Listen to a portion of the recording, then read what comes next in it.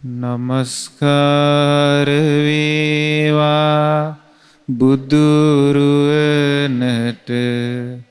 සමදා බුදු හිමි සරණ යමි.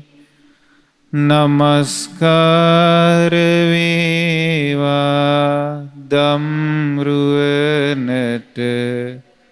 සමදා සදහම් සරණ යමි. නමස්කාර වේවා සංඝරුවනට සමදා මහා සංඝ සරණ යමි.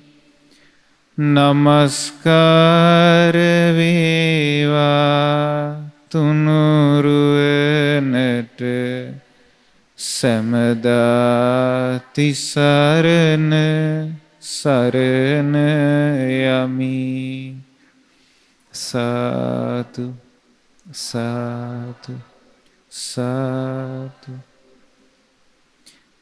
අපගේ පරම පූජනීය ගුරුදේවෝත්තම ලොකු ස්වාමීන් වහන්සේට අපගේ নমස්කාරය වේවා. සාදු සාදු සාදු. ශ්‍රද්ධාවන්ත පින්වත්නි, අද දවසේත්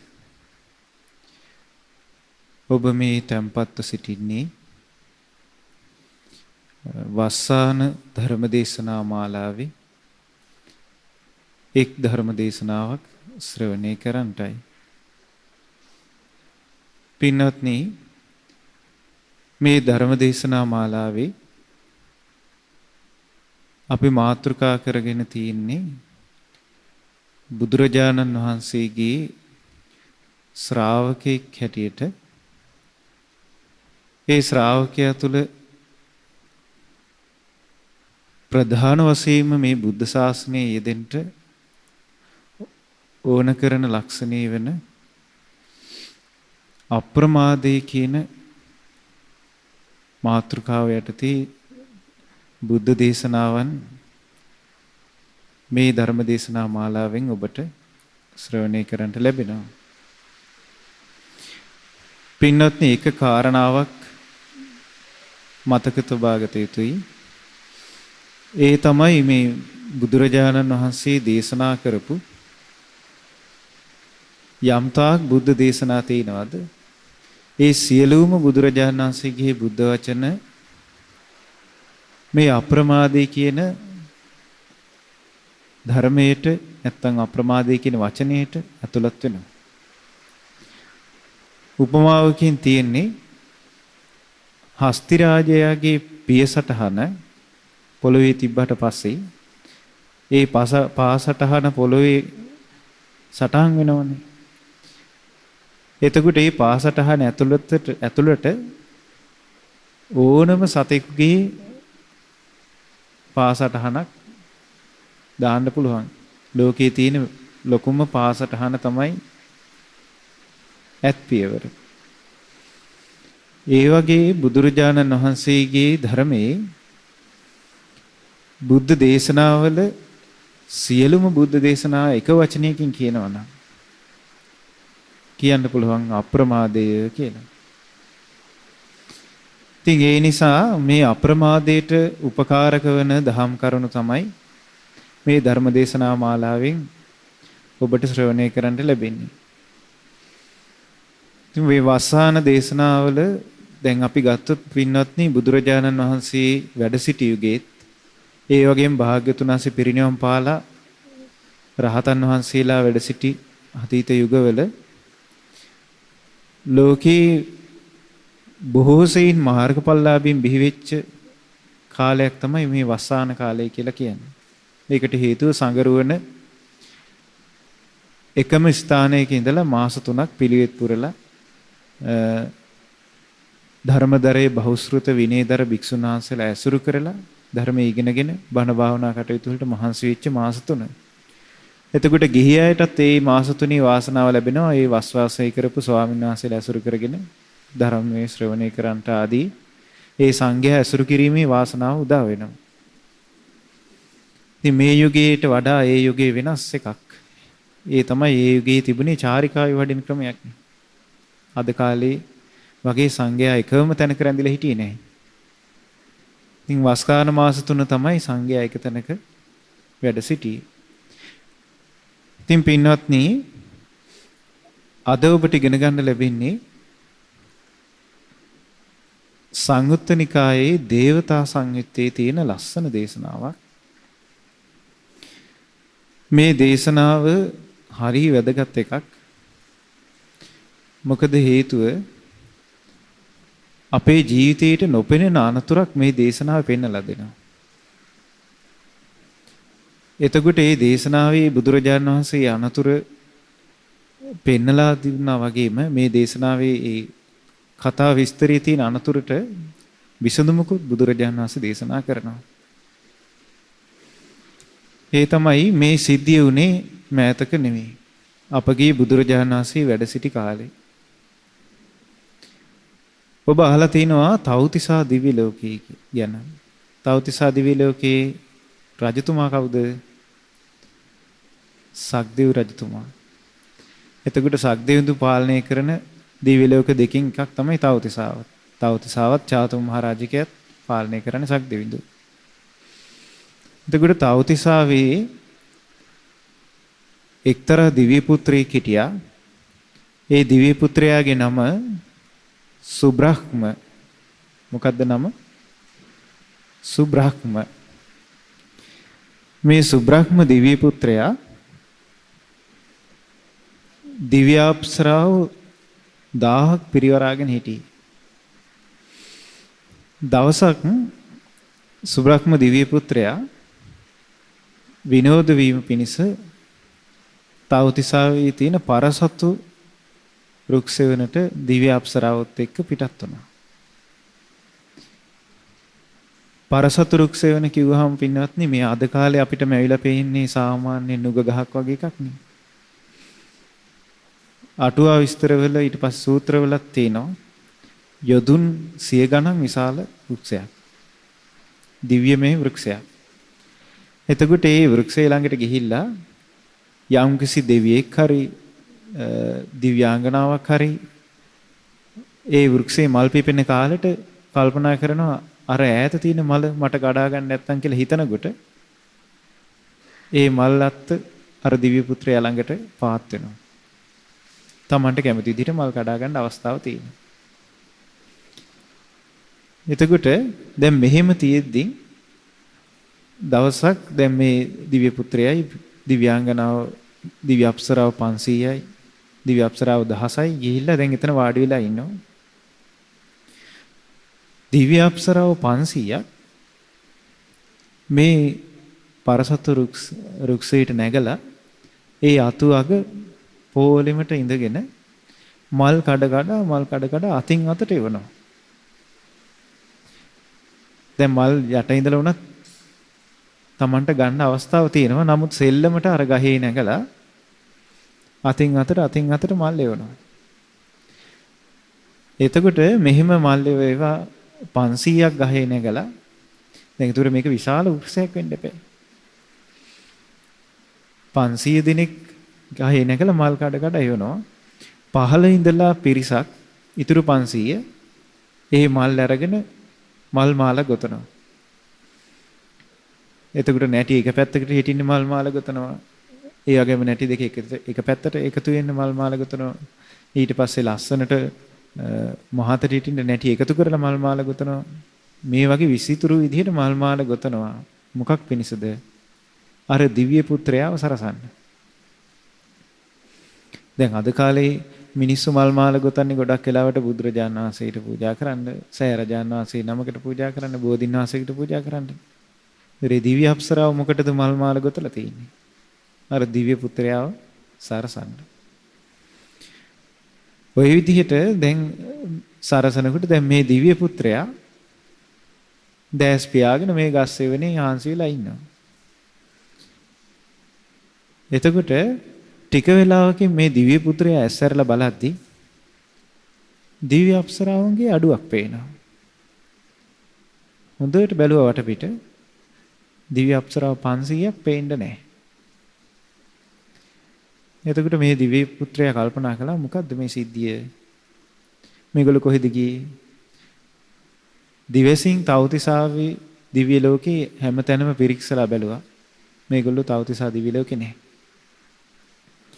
ඊට පස්සේ චාතුම් මහරජික දිව්‍ය ලෝකේ බැලුවා.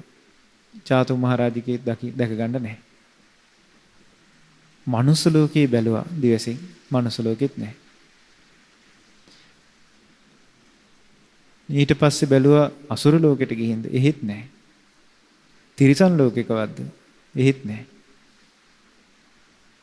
නිරේ බලද්දී මහා නිරේ අවීචි මහා නරකේ ඉපදිලා 500ක් දිව්‍ය අප්සරාව. ඊට පස්සේ දැන් 500ක් දිව්‍ය අප්සරාව මහා නිරේ ඉපදිලා මහා නිරේ විස්තර තියෙනවා පින්වත්නි බුද්ධ දේශනාවල. මහා නිරේ කියලා කියන්නේ මේ අපි හිතනවට වඩා ගොඩාක් භයානක එකක්. ඒකේ යොදුන් 100ක් දිගයි කියනවා. යොදුන් 100ක් පළලයි. ඊළඟට දකුණු පැත්තේ හටගත් ගිනිදැල් බටහිර බිත්තියේ වදිනවා කියනවා. බටහිර පැත්තේ හටගත් ගිනිදැල් දකුණු බිත්තියේ වදිනවා. මේ නැගෙනහිර බිත්තියේ වදිනවා කියනවා. දකුණු පැත්තේ හටගත් ගිනිදැල් උතුරු බිත්තියේ වදිනවා. උතුරේ හටගත් ගිනිදැල් දකුණු බිත්තියේ වදිනවා. පොළොවෙන් හටගත් ගිනිදැල් වහලේ වදිනවා කියනවා. වහලෙන් හටගත් ගිනිදැල් පොළොවේ වදිනවා. මේ ඔක්කොම බිත්ති පොළොව වහල කියන මේ සියල්ල හැදිලා තියෙන යකඩේ. එතකොට බලන්න හය පැත්තකින් ගිනිදැල් ඇවිලිච්ච ගිනි ජාලාවක් තමයි මේ නිරේ තියෙන්නේ. හරි පුදුමයි. ඒ වගේ තැනකට සත්වයක් උපදිනවනේ. ඒ වගේ තැනකට සත්වයක් උපදිනවනේ. දැන් අපිට ගින්දර දකින්න ලැබුණාම අපි කවදාවත් හිතනවද මේ ගිනි දැල්ලේ සත්වයක් උපදිනවා කියලා? කර්ම විපාකයක විශාලත්වය අපිට හිතා ගන්න බෑ. එතකොට අර අප්සරාව 500 අන්නර නිරේ ඉපදිලා තියෙන්නේ. ඒකේ විස්තර තියෙනවා අවුරුදු දහස් ගාණක් පිච්චි පිච්චි ඉද්දි ඈතින් පේනවා දොරටු ඇරෙනවා. නැගෙනහිර දොරටු. එතකොට මේ සත්වය අර ගිනිදැල් කාගෙන සම පිච්චිමින් සිවිය පිච්චිලා නහරවැල් පිච්චිලා මස් පිච්චිලා ඇටකටු පිච්චිලා දුන් දාන ශරීරයකින් දුවනවා කියන විලාප තියාගෙන අර දොරෙන් එළියට බනින්න. නමුත් ඒ දොරටු ළඟට කිට්ටු වෙද්දී ඒ දොරටු වැහෙනවා කියන. ආපහු හැරිලා එනවා කියනවා. අනිත් පැත්තේ දොරටු ඇරෙනවා. ඒ දොරටු ළඟට කිට්ටු වෙද්දී දොරටු වැහෙනවා. මේක දවසක් දෙකක් නෙමෙයි. අවුරුදු දහස් ගාණක් දුවනවා. ඉතින් මේක පින්වත්නි බුදුරජාණන් වහන්සේ බුදු නුවණින් අපිට පෙන්වලා දුන්නා මෙන්න මෙහෙමයි මේ නිරේ විස්තර. ඒ නිසා මේ සසරින් නිදහස් වෙන්න මහන්සි වෙන්න කියලා. එතකොට ওই විදිහට දැන් ওই නිරේ ඉපදිලා ඉන්නවා අර දිව්‍ය පුත්‍රයා දැක්කා. තමන්ගේ දිව්‍ය අප්සරාව 500ක් මේ නිරේ ඉපදිලා. එතකොට මේ දිව්‍ය පුත්‍රයා කල්පනා කළා දැන් මගේ දිව්‍ය අප්සරාව 500ක් මේ නිරේ ඉපදුනා කියන තොරතුරක් ඇද්ද? ඒක මට යහපත පිණිස උදව් වෙන එකක් නෙවෙයි. මේක මොකක් හරි මට වෙච්ච අනතුරු ඇඟවීමක්. මටත් අනතුරක් තියෙනවද කියලා හිතුණා. එතකොට මේ දිව්‍ය පුත්‍රයා බැලුවා තමන්ට අනාගතේ මොකද්ද වෙන්නේ කියලා දිවසින් බලද්දී මේ දිව්‍ය පුත්‍රයාට පේනවා. තව දවස් 7යි. දවස් 7කින් තමනුත් නිරේ ඉපදිනවා. ඊතුරු 500ක් පෙරවරත් එක්ක. දැන් බලන්න එතකොට පින්නවත්නි මේ වගේ එකක් සාමාන්‍යයෙන් අද කාලේ මිනිස්සෙකුට සිවුනොත් තව දවස් 7කින් මැරිලා නිරේ ඉපදිනවා කියලා එතකොට මේ මිනිසයාට සාමාන්‍යයෙන් මේ ඉන්න විදිහට ඉන්න පුළුවන්ද? බෑනේ. හිත බයටපත් වෙනවා, තැති ගන්නවා, ශෝක කරනවා. මේකෙන් බේරෙන්න මොකක් හරි පිරිත් ටිකක් හරි කියාගෙන මේ මොකක් හරි මන්ත්‍රයක් හරි මතුරුගෙන මොනවා හරි කරගෙන මේකෙන් බේරෙන්න ඕනේ කියලා නේද අද මිනිස්සයා කල්පනා කරන්නේ. එතකොට මේ දිව්‍ය පුත්‍රයා බයටපත් වෙලා තැතිගෙන ශෝකයටපත් වෙලා දැන් කල්පනා කළා අනේ මේකට මොකද්ද මං ගන්න පිහිට? මම මොකද්ද මේ වෙලාවේ ගන්න පිහිට? එතකොට මේ දිව්‍ය පුත්‍රයා, මේ දිව්‍ය අප්සරාව ඒතෙක් බුද්ධ ශාසනයේ පිළිවෙත් පුරලා අප්‍රමාදීව වාසය කරපයි නෙමෙයි. ඒ වෙනකන් අර පංචකාමයන්ගෙන් පිනව හිටපු අය. ඊට පස්සේ මේ දිව්‍ය පුත්‍රයා කල්පනා කළා එහෙනම් මනුස්ස ලෝකෙට ගියොත් ඒ භාග්‍යවත් අරහත් සම්මා සම්බුදුරජාණන් වහන්සේ මුණ ගැහෙන්න පුළුවන්. ඒ බුදුරජාණන් වහන්සේගෙන්වත් අනේ මට මේකට පිහිටක් ලබා ගන්නට නැත්තම් කියලා හිතුණා. හිතලා බුදුරජාණන් වහන්සේ ඉදිරියේ ජේතවනාරාමේ සවැත් නුවර ජේතවනාරාමේ බුදුරජාණන් වහන්සේ වැඩ ඉදිද්දි මේ දිව්‍ය පුත්‍රයා පහළ වුණා. පහළ වෙලා වන්දනා කරලා එකත් පස්ස හිටගත්තා. එකත් පස්ස හිටගත්තේ දිව්‍ය පුත්‍රයා මේ විදිහට බුදුරජාණන් වහන්සේගෙන් ගාථාවකින් බුදුරජාණන් වහන්සේගෙන් මේ ගැන විස්තර ඇහුවා. නිච්ඡං උත්‍රස්ත මිදං චිත්තං නිච්ඡං උබ්බිග්ග මිදං මනෝ අනුපන්නේසු කිච්චේසු අතෝ උප්පතිතේසු ච සචේ අත්ති අනුත්‍රස්තං තං මේ අකාහි පුච්චිතෝ. ගාථාවකින් තමයි ඇහුවේ. ඒකේ තේරුම තමයි නූපන් කරදර ගැනත්.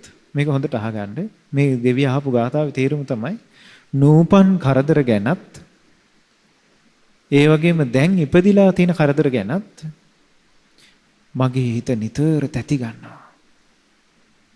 මගේ හිත බයටපත් වෙනවා.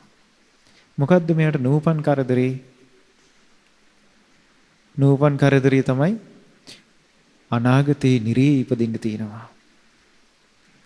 තමන්ගේ දිව්‍ය අප්සරාව 500ක් එක්ක අනාගතේ නිරේ ඉපදින්න තියෙනවා තවස් 7කින්. ඊළඟට ඇති වෙලා තියෙන කරදරේ, දැන් ඉපදිලා තියෙන කරදරේ මොකද්ද? තමන්ගේ 500ක් දිව්‍ය අප්සරාව ගිහිල්ලා නිරේ ඉපදිච්ච බව මෙයාට පේනවා. ඉතින් මේ හිත නිතර තැති ගන්නවා කිව්ව මේවා දකිද්දී. අනේ ස්වාමීනි භාග්‍යතුන් වහන්සේ මං අහන්නේ මේකයි. මේ හිතේ තැති ගැනීම නැති කරලා දෙන්න පුළුවන් නම් මේ හිතේ තැති ගැනීම නැති කර ගන්න නම් ඒ දේ කරගන්නේ කොහොමද කියලා. එතකොට බුදුරජාණන් වහන්සේ ගාථාවකින් උත්තර දුන්නා. බුදුරජාණන් වහන්සේ වදාලා නාඤ්ඤත්‍ර බොජ්ජංගා තපසා නාඤ්ඤත්‍ර ඉන්ද්‍රිය සංවරා නාඤ්ඤත්‍ර සබ්බ නිස්සග්ගා සොත්තිං පස්සාමි පානිනා. ඒකේ තේරුම තමයි පින්වත්නි නාඤ්ඤත්‍ර බොජ්ජංගා තපසා බොජ්ජංග ධර්ම වැඩිම හැර. බොජ්ජංග කියන වචනේ ඔබ අහලා තියෙනවද? සප්ත බොජ්ජංග කියලා කියන්නේ.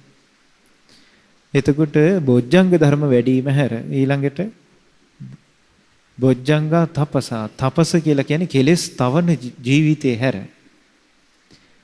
නාඤ්ඤත්‍ර ඉන්ද්‍රිය සංවර ඉන්ද්‍රියන්හි සංවර වීම හැර. ඒ වගේම අමා මහ නිවන අවබෝධ කිරීම හැර සත්වයන්ට වෙන සිතක් නම් මන් දකින්නේ නැහැ කිව්වා. එතකොට බුදුරජාණන් වහන්සේ ගාථාවකින් වදාළේ ඒ ගාථාවේ තියෙන පින්වත්නි සම්පූර්ණ නිවන් මාර්ගය. ඔන්න ඒක මතක තියාගන්න ඔබ. ඒකේ තියෙන කරුණු කීපයක්. ඒ තමයි බොජ්ජංග ධර්ම වැඩිම අර. බොජ්ජංග ධර්ම කියලා කියන්නේ ඔබ අහලා තියෙන සප්ත බොජ්ජංග. සප්ත බොජ්ජංග කියලා කියන්නේ සති සම්බොජ්ජංගය, ධම්මවිචේ සම්බොජ්ජංගේ, විරිය සම්බොජ්ජංගේ, පීති සම්බොජ්ජංගේ, පස්සද්ධි සම්බොජ්ජංගේ, සමාධි සම්බොජ්ජංගේ, උපේක්ඛා සම්බොජ්ජංගේ කියන හත. එතකොට මේ බොජ්ජංග ධර්ම වැඩිම බුද්ධ ශාසනයක කෙනෙක් කරන්න ඕන එකක් කිය. යමෙක් නිවන් අවබෝධ කිරීමේ කැමැත්තක් තියනවාද? ඒ හැම දිනම මේ බොජ්ජංග ධර්ම පුරුදු කළ යුතුයි. ඒ කියන්නේ එයා නිවන් අවබෝධය කරා යනවද? එයාගේ ජීවිතය තුළ බොජ්ජංග ධර්ම වැඩිලා යනවා. දැන් අපි ගත්තොත් සති සම්බොජ්ජංගය කියන එක අපි මෙහෙම තේරුම් කරගමු.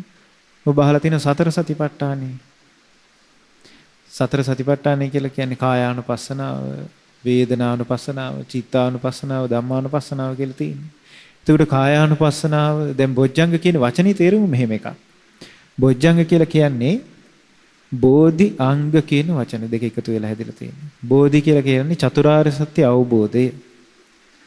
චතුරාර්ය සත්‍ය අවබෝධයට උපකාර වෙන අංග කියන එක තමයි බොජ්ජංග කියන වචනේ තේරුම. ඒතකොට චතුරාර්ය සත්‍යයේ අවබෝධයට උපකාර වන අංග 7කට තමයි සප්ත බොජ්ජංග කියලා කියන්නේ. ඒකේ පළවෙනි එක සති සම්බොජ්ජංගය. සතිය කියලා කියන්නේ සිහිය. සිහිය පිහිටවන්න සතර සතිපට්ඨානෙ පුරුදු කරන්න. සතර සතිපට්ඨානේ තියෙනවා ආනාපාන සතිය. එහෙම නැත්නම් ඉරියාපතේ වඩනවා. ඊළඟට සම්පජඤ්ඤේ වඩනවා. අසුභ භාවනාව තියෙනවා. ඊළඟට ධාතු මනසිකාරයේ තියෙනවා. නවසීවතිකාදී මේ වගේ භාවනා තියෙනවා. මේවා වඩන්න ඕනේ කියන්නේ. ඊළඟට තියෙනවා වේදනානුපස්සනාව. වේදනානුපස්සනාවේ තියෙන්නේ මේ විඳීම් ගැන මේ හිතට අපිට දැනෙනවනේ විඳීම්. මේ ශරීරෙට අපිට දැනෙන සැප දුක් උපේක්ෂා විඳීම්. එතකොට මේ සැප දුක් උපේක්ෂා විඳීම් ගැන මනස හිනුවණෙන් ඉදීම. එතකොට මේ වේදනාව ගැන තියෙනවා සාමිස වේදනා, නිරාමිස වේදනා කියලා දෙකක්. සාමිස වේදනා කියලා කියන්නේ දැන් ඔන්න අපිට සාමිස සැප විඳීමක් ලැබෙනවා. කෑම බීම කාලා, ඇඳුම් ඇඳලා, ඊට පස්සේ රූප වාහිනිය බලලා මේ වගේ අපේ ජීවිතේට සැප විඳීම ලැබෙනවනේ.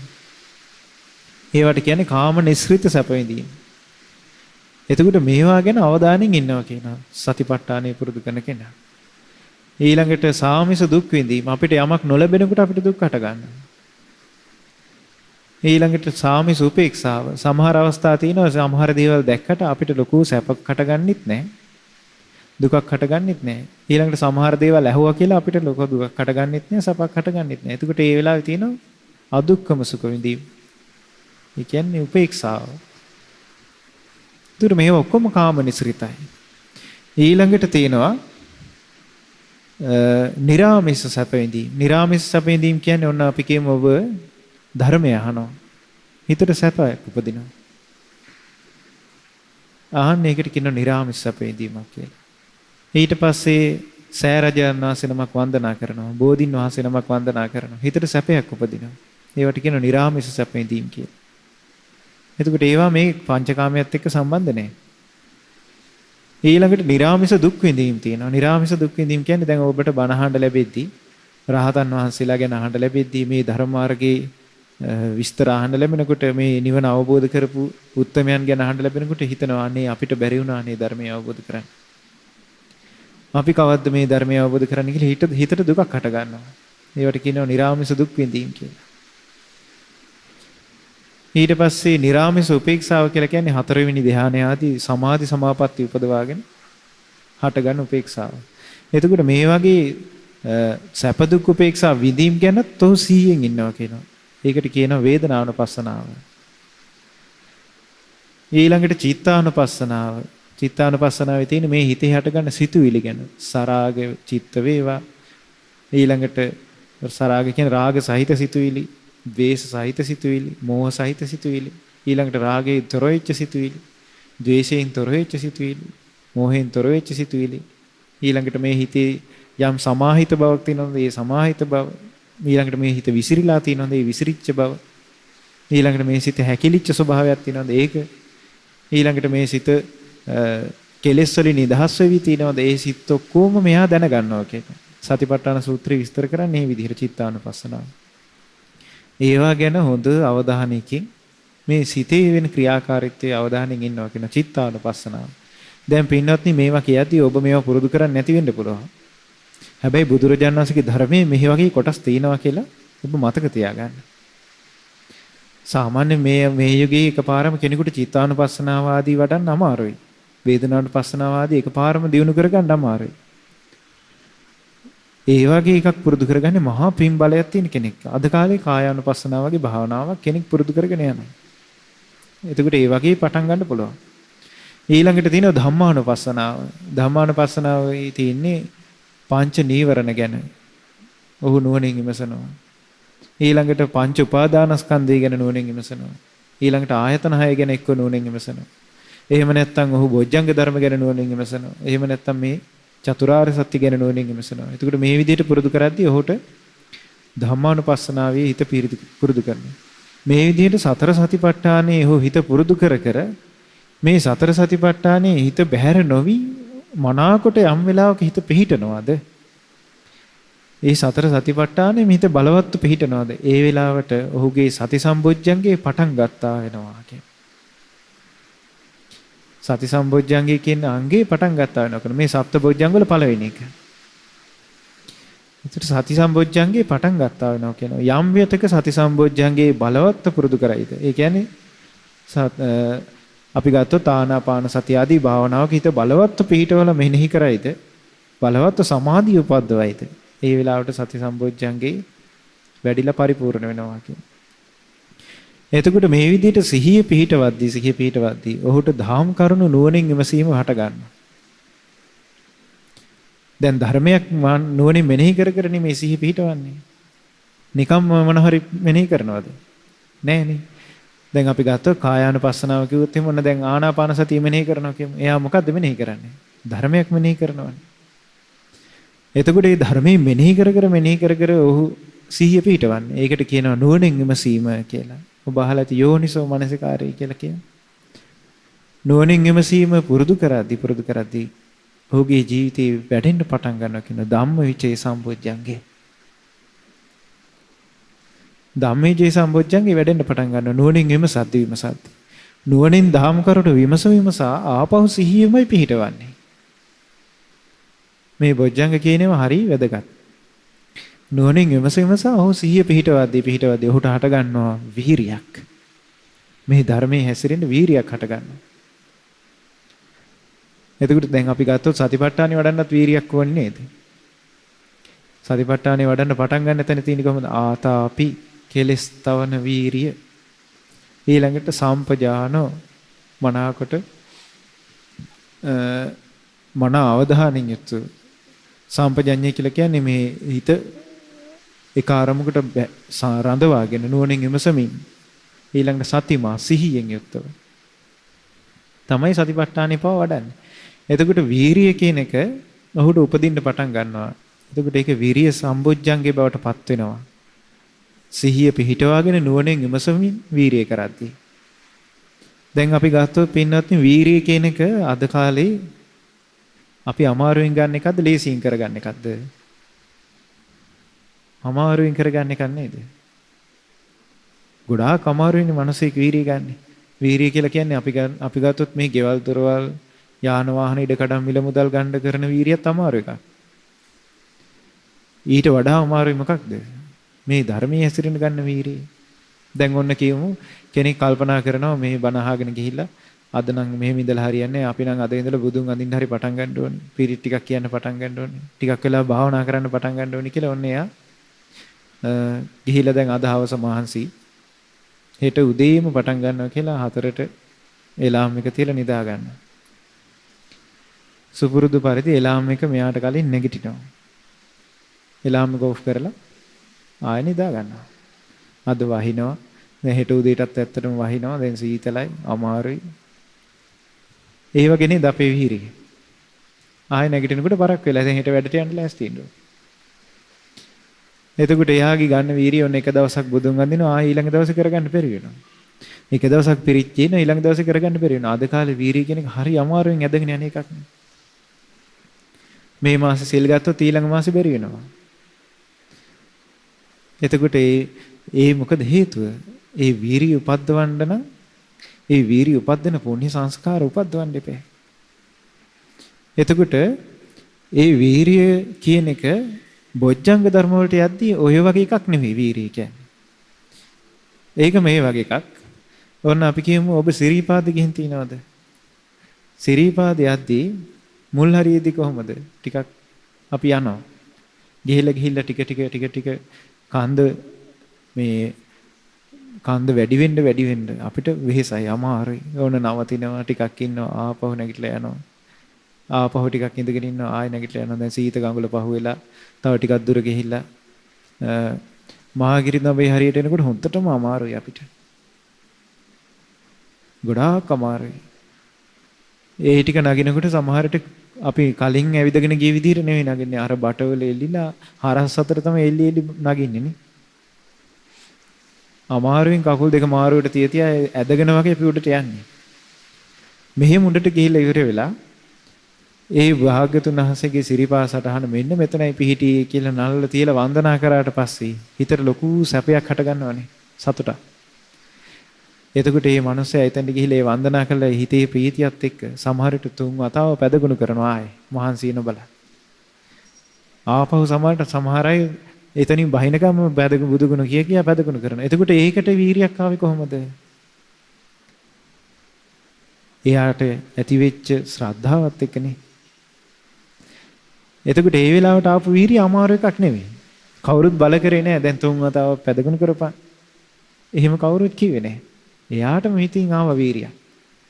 ආන් ඒ වගේ මේ ධර්ම මාර්ගයේ සිහිනුවන පවත්ව දහම් කරුණු නුවණින් විමසා යම් කිසි කෙනෙක් වීරියක් උපද්දවනවාද වීරිය සම්බොජ්ජංගේ බවට පත් වුණාට පස්සේ එයාගේ වීරිය එයාම තල්ලු කරනවා ධර්ම මාර්ගය ඉස්සරහට යන්න. ඉතින් පින්වත්නි මේ බොජ්ජංග ධර්මයෙන් බුද්ධ ශාසනයක පටන් ගන්නම කෙනෙකුට හටගන්නේ චුට්ටක් භාවනා කරන්න පටන් ගත්තම කෙනෙකුට හටගන්නේ ඒ ධර්ම මාර්ගය ගොඩාක් ඉස්සරහට යද්දී මේ බොජ්ජංග වැඩෙන්න පටන් ගන්න. ඊළඟට වීරිය වඩන කෙනාට හිතට ලොකු ප්‍රීතියක් හට ගන්නවා. ඒක ප්‍රීති සම්බොජ්ජංගේ බවට පත් වෙනවා. ඒ ප්‍රීතිය කියලා කියන්නේ මේ කෑම බීම කාලා ඇඳුමක් ඇඳලා වාහනයක ගිහිල්ලා ඒ වගේ ප්‍රීතියක් නෙමෙයි. එයාගේ හිතට හට ගන්න ප්‍රීතියක්. ඊළඟට එයාගේ කය සැහැල්ලු වෙනවා. සැහැල්ලු කයකින් වාසය කරනවා. දැන් අපේ කය සැහැල්ලු නෑනේ. දැන් බලන්න කොච්චර අමාරුවෙන්ද ඉඳගෙන ඉන්නේ ඔතන. නේද? දැන් හේතු වෙන්න තැනක් නැහැ. ඉඳ ගන්න පුටුවක් නැත්තම් හේතු වෙන්න තැනක් නැත්තම් ගොඩාක් අමාරුවෙන් ඉඳගෙන ඉන්නේ. කකුල් දෙක එහෙට දානවා ආපහු මෙහෙට මාරු කරනවා. ඊට පස්සේ අපි කකුල් දෙක අත ගන්නවා කොන්ද අත ගන්නවා අමාරුවෙන් ඉඳගෙන ඉන්නේ. ඇයි මේ අපේ කය හරි බරයි. මේ ශාරීරික බරකින් යුක්තයි. කෙනෙකුට සමාධිය ඇති වෙලා කය සැහැල්ලුනාට පස්සේ පස්සද්ධිය කියලා කියන එකට. ඒ පස්සද්ධියත් එක්ක මේ ශරීරය හරි පුළුන් වගේ සැහැල්ලු. ඒ බොජ්ජංග ධර්ම වැඩෙද්දී පස්සද්ධි සම්බොජ්ජංගේ බවට පත් වෙනවා. මේ හැම එකක් ගානෙම මේ කෙලෙස් හටගන්න එකක් නෑ මේ වගේ. දැන් කායික සැහැල්ලු බව හටගත්තට පස්සේ ඒක බොජ්ජංග කියලා කියන්නේ නිවනට උපකාර වන අංගයක් විදිහටයි ඒක තියෙන්නේ. හිතට හටගන්න ප්‍රීතියත් එහෙමයි, වීරියත් එහෙමයි, සිහිනුවණත් එහෙමයි. එතකොට ඔන්න පස්සද්ධි සම්බොජ්ජංගේ ඉපදලා කය සැහැල්ලුවෙන් ඔහු වාසය කරනවා. එතකොට ඔහුගේ හිත සමාධිමත් වෙනවා. සමාධි සම්බොජ්ජංගේ. සමාධියෙන් නවතින්නෙත් නැහැ. මේ බුද්ධ ශාසනය හරි පුදුමයි. මේ බොජ්ජංග ධර්මයන් ගැන ඉගෙන ගනිද්දී ඔය සංයුත්ත නිකායේ 5 වෙනි කොටසේ තියෙනවා බොජ්ජංග සංයුත්තේ කියලා කොටසක්. ඔබ පුළුවන් නම් කියවන්න හරිය වටිනවා.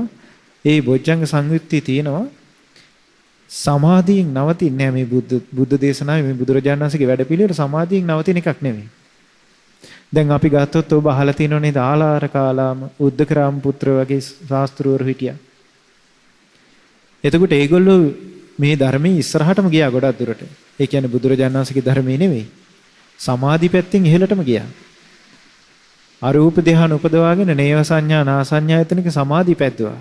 ඒගොල්ලෝ සමාධියෙන් නැවතුණා. විමුක්තියට ගියේ නැහැ. සමාධියෙන් නැවතිච්ච නිසා සමාධියේ උනත් ආපහු උපතක් පිණිස සකස් වෙලා නේව සංඥා නා සංඥායතනික ලෝකෙ ඉපදුනා. ඒ ලෝකෙත් වයසට යෑම තියෙනවා. ඒ ලෝකෙත් මරණයටපත් වීම තියෙනවා. ඒ ලෝකෙන් මරණයටපත් වුණාට පස්සේ ආපහු සසරේ උපතක් තියෙනවා. ආපහු උපතක් තියෙනවා කියන්නේ ජරා මරණ, ශෝක වැළපීම්, දුක් දොම්නස් ආයෙ තියෙනවා. බුදුරජාණන් වහන්සේගේ ධර්ම මේ බොජ්ජංග පුරුදු කළ යන වැඩපිළිවෙලේ සමාධි සම්බොජ්ජංගයට පස්සේ තියෙනවා සමාධිමත් වූ සිත දෙස උපේක්ෂාවෙන් බලනවා කියන. සමාධිමත් වූ හිත දෙස උපේක්ෂාවෙන් බලනවා කියන. එතකොට ඒක උපේක්ෂා සම්බොජ්ජංගේ බවට පත් වෙනවා කියන.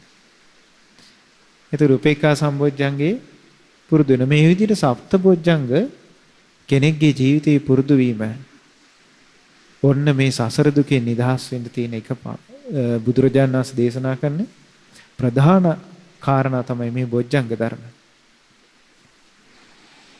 එතකොට මේකේ පළවෙනි එක තමයි බොජ්ජංග ධර්ම. නාඤ්ඤත්‍ර බොජ්ජංගා තපසා. බොහොම කෙටියෙන් මම විස්තර කළේ වෙලාව තියෙන විදිහට. ඊළඟට තියෙනවා තපස. බොජ්ජංග තපස. තපස කියලා කියන්නේ දැන් ඔයගොල්ලෝ අහලා තියෙන තපස කියන්නේ අපි කරපු තාපසවරු. තාපසවරුන්ගේ ජීවිතේ ඔයගොල්ලෝගේ ගිහි ජීවිතේ අතර වෙනසක් නැද්ද? වෙනසක් තියෙනවනේ. තාපසවරු කියලා කියන්නේ ඒගොල්ලෝ කැපවීම තියෙනවා. සම්පූර්ණයෙන් ඒගොල්ලෝගේ ජීවිතේ කැපවීමක් තියෙනවා. අපි ගත්තොත් දැන් තාපසවරුන්ගේ ජීවිතවල තියෙන එක තාපසයෙකුට හිතුනොත් එහෙම මම වස්ත්‍ර අඳින්න නැතුව ඉන්නවා කියලා. එතකොට ඒ වස්ත්‍ර අඳින්න නැතුව ඉන්න ඔහු කැප වෙනවා. නින්දා පහසාව ඉඳගෙන හරි. දැන් ලංකාවේ ඒ වගේ අය දකින්න නැති වුණාට ඉන්දියාවේ අදටත් තියෙනවා තාපස ජීවිත. එතකොට සමහර තාපසවරු පුරුදු වෙනවා කෑම ගන්න නැතුව ඉන්න. කවුරු කෑම දුන්නත් ඒගොල්ලෝ ගන්න නැහැ. ඒකට කැප වෙනවා. සමහර තාපසවරු ඉන්නවා මේ කෙස් රැවුල් උදුරලා දාන අය. කියන්නේ ඒගොල්ලෝ කෙස් රැවුල් බාන්නේ මොකක් හරි උපකරණකින් කෙස් රැවුල් ගලවනවා. සමහර තාපසවරු ඉන්නවා එක කකුලෙන් හිටගෙන ඉන්නවා. ඒගොල්ලෝ ඒකට කැප වෙනවා. නමුත් ඒගොල්ලෝ හරි පාරක නෙමෙයි කැප වෙන්නේ. නමුත් ඒකට කැපවීමක් තියෙනවා. මේ වගේ බුද්ධ ශාසනයේ තියෙනවා කැපවීමක්. ඒකට කියනවා තපස කියලා. මේ කැපවීම තියෙන්නේ කෙලස් නැසලා දාන්න. කෙලස් නැසීම පිණිස තියෙන කැපවීම. කෙලස් නැසීම පිණිස තියෙන කැපවීම බුදුරජාණන් වහන්සේගේ ධර්මයේ තියෙන්නේ. ඒකට හොඳ විස්තරයක් තියෙනවා. ඔබ අහලා තිනවා අපගේ බුදුරජාණන් වහන්සේට කලින් ලෝකේ බුදුරජාණන් වහන්සේ නමක් පහළ වුණා. ඒ බුදුරජාණන් වහන්සේගේ නම මොකද්ද? කාශ්‍යප රහත් සම්මා සම්බුදුරජාණන් වහන්සේ. ඒ යුගයේ මිනිස්සුන්ගේ ආයුෂ කීයද?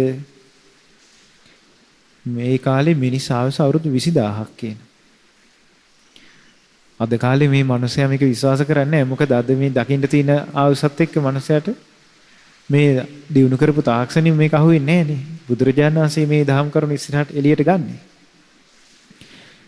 එතකොට ඒ යුගයේ ওই මිනිස් ආයුෂ අවුරුදු 20000ක් වෙච්ච යුගයේ එක්තරා කුල පුත්‍රයෝ 7 දෙනෙක් බුද්ධ ශාසනය පැවිදි වෙලා හිටියා. ඒගොල්ලෝ පැවිදි වෙලා මේ බුද්ධ ශාසනයේ ධර්ම මාර්ගේ හැසිරුණා. බොහෝම වෙහෙස වුණා. නමුත් මාර්ගඵල අවබෝධයකට ගියේ නැහැ. දවසක් මේ 7 දෙනා යන ගමන් මේ ස්වාමීන් වහන්සේලා 7 නම වඩින ගමන් උන්වහන්සේලා දැක්ක විශාල ගල් පර්වතයක් තියෙනවා. ගොඩාක් උසයි. අඩි 100ක් විතර උසයි. ඊට පස්සේ මේගොල්ලෝ ඉනිමම් බැඳලා මේ ගල් පර්වතයට නැගලා ඒ ඉනිමග පහළට තල්ලු කරලා අතෑරියා. ඒ කියන්නේ මේගොල්ලන්ට ආයේ දානේ ගැන අපේක්ෂාවක් නැහැ. ලෙඩක් හැදුනොත් බෙහෙතක් ගේන්න යන්න අපේක්ෂාවක් නැහැ. ඊළඟට මේගොල්ලන්ට වෙන මොන හරි අවශ්‍යතාව කරගන්න ගමට යන්න අවශ්‍යතාවයක් ඒව මුකුත් නැහැ. මේගොල්ලෝ කතා වුණා අපි පිරිනිවන් පානකම් නිවන් අවබෝධ කරනකම් මෙතන කැප වෙමු. අපි මෙතන අපේ තපස පුරුදු කරමු. අපෙන් කෙනෙක් යම් විදිහකට මාර්ගඵල අවබෝධ කරොත් ඔහුට දානේ වළඳන්න ලැබෙයි. එහෙම නැත්නම් අපි මෙතනම අපේ ජීවිතය අවසන් වෙනකන් කැප වෙමු කියලා ඔන්න කැපවීම පටන් ගත්තා. මෙහෙම යද්දී දවස් කීපයක් යනකොට එක ස්වාමීන් වහන්සේ නමක් අරහත්ත්වයටපත් වුණා. එතකොට ඒ රහතන් වහන්සේ කල්පනා කළා මේ මගේ සබ්‍රාහ්මචාරීන් වහන්සේලා වීරිය වඩනවා. උන්වහන්සේලාට උපකාර පිණිස මං දාන ටිකක් ගෙනත් දෙන්න ඕනේ කියලා හිතුවා. දැන් බලන්න රහතන් වහන්සේලාගේ තියෙන නිහතමානීකමනේ. දැන් අරහත්ත්වයටපත් නොවිච්ච අයට උපස්ථාන කරන්න ඕනි කියලායි ඒ රහතන් වහන්සේට සිතුවිල්ල පහළ වුණේ. අපි කියමු අද කාලේ ගෙදරක ඔන්න අම්මා කෙනෙක් ගිහිල්ලා කොහේ හරි බණක් අහ ගන්නවා. බණක් අහලා සමාධියක් ඇති වෙලා ඒ හිතනින් කියන ඔයා සෝවාන් වෙලා කියලා. ඒ අම්මා ගෙදර වෙලා උයනවද කාටවත්? නෑ නේද? ඒ අම්මා කියන්නේ මම දැන් සෝවාන් වෙලා ඉන්නේ. මට කන්න දීපල්ලා මගෙන් පින් රැස් කරගෙන මට උපස්ථාන කළ පින් රැස් කරගනිලා මං උඹලාට උයර දුන්නොත් උඹලට පව සිද්ධ වෙයි කියලා. අද ඒක ඒ වගේ මුලාවක් නේ තියෙන්නේ. දැන් මේ රහතන් වහන්සේ හිතනවා මේ සබ්‍රහ්මචාරින් වහන්සේලාට නිවනට අනුග්‍රහ පිණිස මන් දානෙ ගෙනත් දෙන්න ඕනි කියලා උන්වහන්සේ කිව්වා ආයස්මතුනි ඔබ වහන්සේලා සුවසේ ධර්මයේ හැසිරෙන්න මම පින්ඩ පාතේ කරගෙන ඇවිල්ලා දෙන්නම් කිව්වා. එතකොට අර ස්වාමීන් වහන්සේලා කිව්වා නෑ. අපි මේ වැඩේ පටන් ගනිද්දී ඔහොම කතිකාවතක් තිබ්බේ නෑ කිව්වා. ඔබ වහන්සේ ගමන සම්පූර්ණ කරා නම් ඔබ වහන්සේ පිටත් වෙන්නේ. අපි මේ මාර්ගයේ උදෙසා කැප වෙනවා කිව්වා. ඊට පස්සේ තව ටික දවසක් යනකොට තව ස්වාමීන් වහන්සේ නම කනහගම් වෙනවා ඉරිදි බලත් සහිතව. උන්වහන්සේත් කල්පනා කළා අපේ මේ මගේ සබ්‍රාහ්මචාරින් වහන්සේලාට දානෙ ගෙනත් දෙන්න ඕනි කියලා. උන්වහන්සේටත් ප්‍රතික්ෂේප කරා දානෙ. පිළිගත්තේ නැහැ. එතකොට ඊතුරු ස්වාමීන් වහන්සේලා මාර්ගඵල අවබෝධයක් නොකරම ඒ ගල් තලාව උඩ අපවත් වුණා. වතුර පොදක්වත් නැතුව. එතකොට කැපවීමක් නේද එතන? ඔන්නේ කැපවීම එතනින් ඒ ජීවිතය අවසන් වුණා. ඒ ජීවිතය අවසන් වුණාට උන්වහන්සේලාගේ කැපවීමේ ප්‍රතිඵලය අවසන් වුණේ දෙවියන් අතර ගියා. අපේ බුදුරජාණන් වහන්සේගේ බුද්ධ ශාසනය පහළ වුණා. එක්කෙනෙක් තමයි දබ්බමල්ල පුත්ත රහතන් වහන්සේ. අනික් කෙනා සබියේ පරිබ්‍රාජක. අනික් කෙනා කුමාර කස්සප රහතන් වහන්සේ. අනිත් එක්කෙනා සාන්තති අමාත්‍ය. අනිත් එක්කෙනා තමයි බාහ්‍ය දාරුචිරි රහතන් වහන්සේ. එතකොට එක බුද්ධ ශාසනයක කැප වුණොත් ඒ කැපවීම ඊළඟ බුද්ධ ශාසනයට හරියනවා. බලන්නනේ. ඒ නිසා මේ බුද්ධ ශාසනයේ කැපවීම කියන එක බුද්ධ ශාසනයක කැප වෙනවා කියන එක අපේ ජීවිතේට ඕන කරන එකක් වෙන්නත් නේ. රිසල්ට් එක මේ ජීවිතේ නැති වෙන්න පුළුවන්. නමුත් කැප වෙනොත් දැන් අපි ගත්තොත් ඔබට කැප වෙන්න තියෙන්නේ කොහොමද? සීල් රකින්න කැප වෙන්න ඕනේ නැද්ද? පන්සිල් ටික රැක ගන්න. මේ සමාජෙත් එක්ක ඉන්නකොට මේ පෘථග්ජන සමාජෙත් එක්ක ඕගොල්ලෝ හැපෙනකොට පුළුවන් ද පන්සිල් ටික ලේසියෙන් රකින්න? ඒකට කැපවීමක් ඕනේ නැද්ද? බොරු නොකිය ඉන්න කොච්චර කැපවීමක් ඕනේද? ආන්න ඒක තමයි ඔබේ තපස. කැපවීම සීලය වෙනුවෙන්. ඊළඟට අපි ගත්තොත් ඔන්න කෙනෙක් බුදුරජාණන් වහන්සේට වන්දනාමාන කරනවා. පිරිත් ටිකක් කියනවා. අකණ්ඩව එක දිගට හැමදාම කරගෙන යන්න නම් මේකට කැපවීමක් ඕනේ නැද්ද? කැපවීමක් ඕනේ. ඊළඟට අපි ගත්තොත් ඔන්න කෙනෙක් භාවනා කරන්න පුරුදු වෙනවා. ඒකටත් කැපවීමක් ඕනේ. කෙනෙක් සීල් ගන්න පුරුදු වෙනවා. මාසෙට වතාවක් හරි දෙවතාවක් හරි ඒකටත් කැපවීමක් ඕනේ. හැබැයි මේ කාලේ මිනිසයාට කැපවීම කියන එක තියනවා කාමයේ පිනිස. දැන් බලන්න පුංචි කාලේනේ ඉස්කෝලේ යවන්නේ. සමහරට අවුරුදු 3න් විතරනේ අධ්‍යාපනය පටන් ගන්න. අපේ ජීවිතවල අධ්‍යාපනය පටන් ගන්නේ පුංචිම කාලේ. අනේ අම්මා ළඟ ඉන්න කොච්චර ආසයිද? ගිහිලා දාලා අඬ අම්මලා ළමයි අඬද්දිනේ දාලා ඉන්නේ. ඊට පස්සේ දරුවෝ කැප වෙන්න ඕනේ ඉගෙන ගන්න. ඊට පස්සේ අවුරුදු 25 30 විතර කිට්ටු වෙනක සමහර අය 30ටත් එහා ඉගෙන ගන්නවා. ඊට පස්සේ ගෙවල් දොරවල් හදන්න ඒවට කැප වෙනවා. ඉඩ කඩන්න නඩත්තු කරන්න කැප වෙනවා. දරුමල් වෙනුවෙන් කැප වෙනවා. ඊට පස්සේ රස්සාවල් කර කර අවුරුදු 60ක් විතර කිට්ටු වෙනකන් අනිත් අය වෙනුවෙන් කැප වෙනවා. ඊට පස්සේ හම්බ කරගත්ත ඒවා රැකගන්න කැප වෙනවා. මේ ඔක්කොටම කැප වෙන අතරේ ධර්ම වෙනුවෙන් කැප වෙන්න මනුස්සයාට වෙලාව අතහැරලා දානවා. දැන් ගොඩාක් අයට ධර්මයේ හැසිරෙන්න අපි කතා කරද්දී දහම් කරුණක් කියද්දී වීරිය උපදව ගන්නගෙන කියද්දී ඒගොල්ලෝ කියන්නේ මොනවද? අපිට ප්‍රශ්නනේ ස්වාමීන් වහන්සේ. අපිට කරදරනේ කියලා ඒගොල්ලෝගේ විස්තර කරදර කියන්නේ නැද්ද? දැන් නිකන් ඔයගොල්ලෝ හිතන්න බලන්න ඔයගොල්ලන්ට හෙට දවසේ විසඳන්න තියෙන ප්‍රශ්න ටික කොච්චරද? මේ දවස්වල ඔබගේ ජීවිතවල තියෙන කරදර ටික කොච්චරද? එතකොට මේවා ගැන තමයි ගොඩක් වෙලාවට කල්පනා කරන්නේ. එතකොට ඒක දැන් මිනිස්සෙක් ප්‍රශ්න විසඳන්න කල්පනා කරද්දී ඒ මිනිසයා කල්පනා කරන්නේ දරුමල්ල අතහැරලා මේ ප්‍රශ්න විසඳ ගන්නවා කියලා හිතනවද? එහෙම හිතන්නේ නැහැ. අපේ දරුමල්ල ටිකත් රැකගෙනම මේ ප්‍රශ්න විසඳන්න ඕනේ කියලා හිතනවා. ගේ විකුණලා පාරට බහැලා මේ ප්‍රශ්න විසඳනවා කියලා හිතනවද? නෑ ගේත් රැකගෙන මේ ප්‍රශ්න විසඳ ගන්නවා. රස්සාව අතහැරලා ප්‍රශ්න විසඳනවා කියලා හිතනවද? නෑ රස්සාවත් රැකගෙන ප්‍රශ්න විසඳනවා. මං කන්න නැතුව මේ ප්‍රශ්න විසඳනවා කියලා හිතනවද? නෑ මම කෑම කාලම මේ ප්‍රශ්න විසඳනවා කියලා හිතනවා. ඊළඟට මම නාට්‍ය බලන්නේ නැතුව මේ ප්‍රශ්න විසඳනවා කියලා හිතනවාද? නෑ මම ටෙලි නාට්‍යයක් බලලම මේ ප්‍රශ්න විසඳනවා කියලා හිතනවා. ඒ ඔක්කොටම මනුස්සයා බේරගෙන ප්‍රශ්න ටික විසඳනවා. ඒ ඔක්කොම බේරගෙන ප්‍රශ්න විසඳනවා. ධර්මයේ හැසිරෙන එක විතර අතහැරලා දානවා. අපිට වෙලාව නැහැ අපිට ප්‍රශ්න. බණහන එක අතහැරලා මනුස්සයා ප්‍රශ්න විසඳනවා. සීල් ගන්න එක අතහැරලා මනුස්සයා ප්‍රශ්න විසඳනවා. බණ භාවනා කරන එක අතහැරලා බුද්ධ වන්දනා කරන එක අතහැරලා මනුස්සයා ප්‍රශ්න විසඳනවා. ඇත්තටම විසඳ ගන්න ඕනේ ප්‍රශ්නේ මේක. මනුස්සයා විසඳන්න යන්නේ වෙන ප්‍රශ්නයක්. ඒකයි අද කාලේ මනුස්සයාට නුවණ නැහැ කියන්නේ. කාමයේ පිනිස මනුස්සයාට නුවණ තියෙනවා. ධර්මයේ පිනිස නුවණ නැහැ.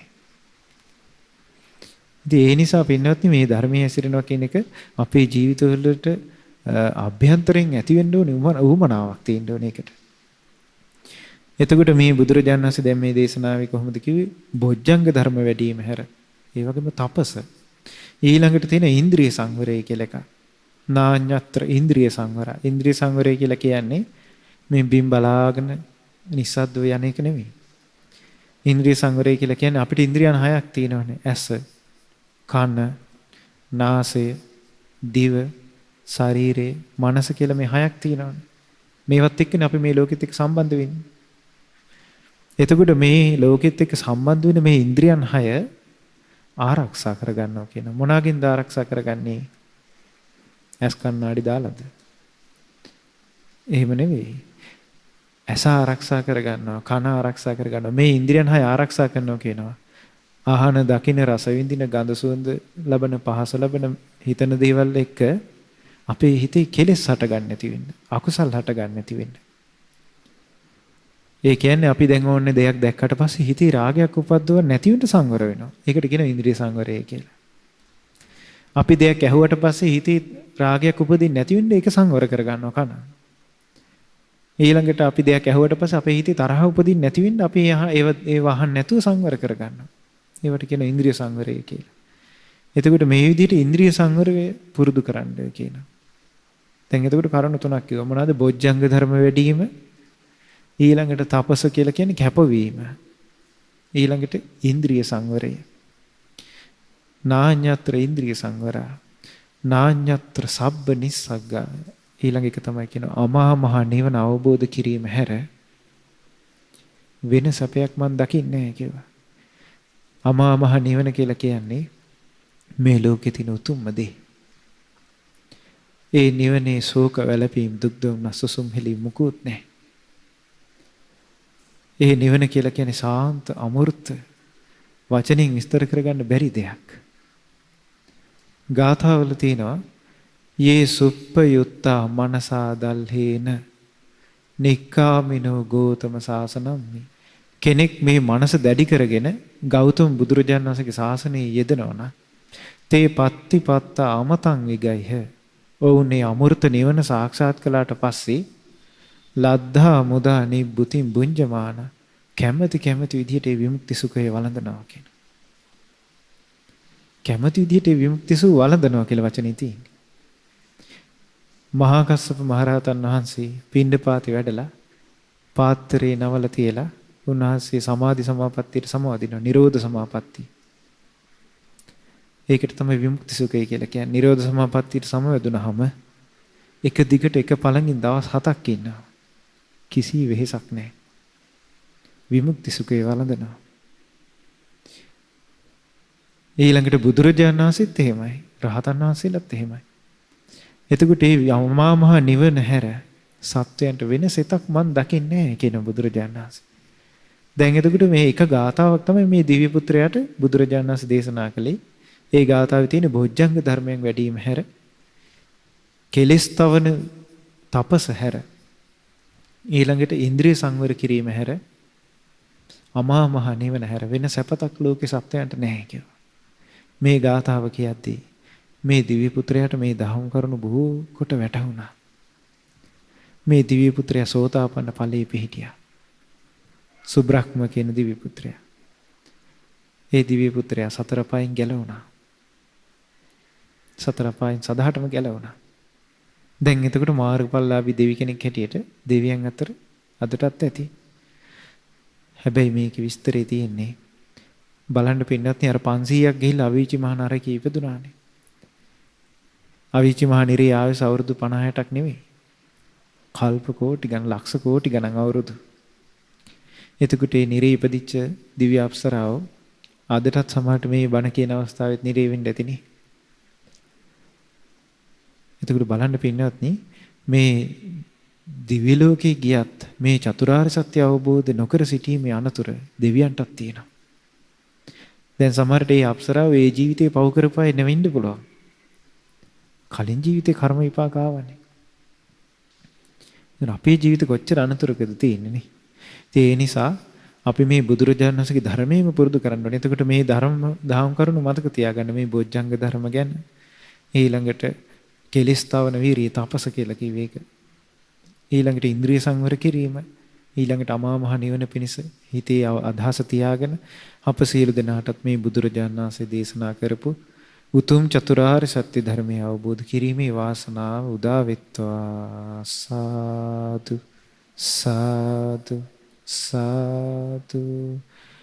අප විසින් ධර්ම ශ්‍රවණය කිරීම වශයෙන් ධර්ම දේශනාමය වශයෙන් ධර්ම දානමය වශයෙන් රැස් වූ සීල පුණ්‍ය ධර්මයෝ පින් කැමැති සීල දෙවියන්ට අනුමෝදන් කරමු. දෙදෙව්ලොවට අධිපති සක්දෙවිඳානෝ සතරවරන් දෙවිවරු ඇතුළු සදෙව්ලෝ වැසි සීල දෙවිවරු මේ පින් අනුමෝදන් වෙත්වා. ඒ වගේම අපගේ ඉෂ්ට දේවතාවුන් මේ පින් අනුමෝදන් වෙත්වා.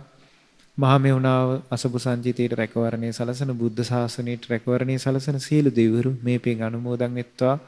සියලු දෙවියන්ගේ දිව්‍ය රැකවරණයත් ආරක්ෂාවත් ගෞතම බුදු සසුන වෙත සැලසේවා. දෙවියන්ටත් උතුම් ධර්මය අවබෝධ කිරීමේ වාසනාව උදා වෙත්වා. සාදු සාදු සාදු. පින්වත්නි අද දවසේ වස්සාන ධර්ම දේශනාව සඳහා දායකත්වයේ දරන්නේ ඕස්ට්‍රේලියාවේ මෙල්බර්න් නුවර වෙසෙන සුදම් පුතණුවන් සහ ලංකාවේ වෙසෙන KDH තිලකරත්න පියාණන්, ශ්‍රියාලතා තිලකරත්න මෑණියන්, කමලානි සම්පත් සහ දියණිය තරංග මහ තරංග, ඒ වගේම මනුරි ඇතුළු දියණියන් තිදෙනා, චමිල මහේෂි සහ චෙනාරා දියණිය, දුලීපා රසිකා නිලුක්සි සුරංග ඇතුළු දිනුක් දිලෙන් පුතණුවන්, සචිත්‍රද සිල්වා සේනායා දියණිය යන ඒ පින්වත් පිරිස විසින් කියලා සඳහන් කරලා තිනවා.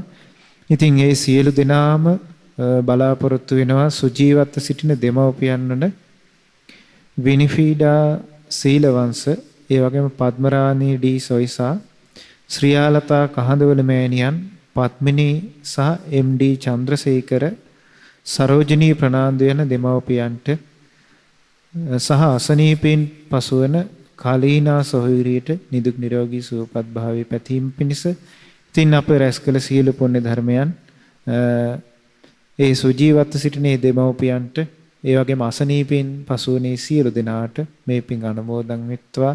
ඒ සියලු දෙනා නිදුක් නිරෝගී සුවපත් භාවයට පත්වෙත්වා, දීර්ඝායුෂ ලැබත්වා. ඒ සියලු දෙනාට උතුම් ධර්මයේ අවබෝධ කිරීමේ වාසනාව උදා වෙත්වා. ඒ වගේම මිය පරලෝ යන්නට යෙදුණු Sumana Ratna D Soysa, Edwin Perera, D Y Kumaranayake, Duleewathi Kumaranayake, Kalyani Jayawardena, Simon Peter Gunathilaka, Hema Gunathilaka, Amarasiri Perera, Ratnasiri Fernando, Magilin Fernando යන මිය පරලෝකීය සියලු ඥාතීන්ටත් ඔබ නමින් මිය පරලෝකීය සියලුම ඥාතීන්ට මේ පින් අනිති වේවා. මේ ධර්ම දානමේ පුණ්‍යානුභාවයෙන් මේ අයගේ පරලෝ ජීවිත සපවත් භාවයට පත්වෙත්වා, සුවපත් භාවයට පත්වෙත්වා.